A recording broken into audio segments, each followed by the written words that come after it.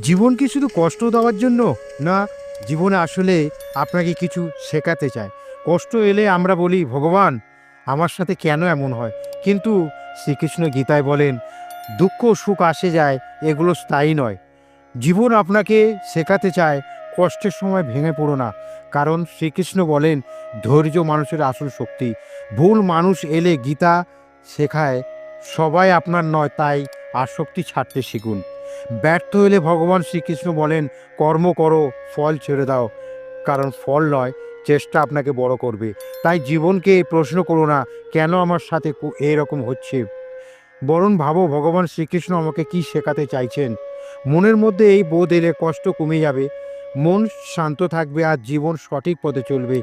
শ্রীকৃষ্ণের এই গীতার এমন শিক্ষা পেতে এখনই সাবস্ক্রাইব করুন, ভিডিওটি শেয়ার করুন, কারণ প্রত্যেকের আজ এই বাণীটি খুব দরকার। So thank you so much and God bless you.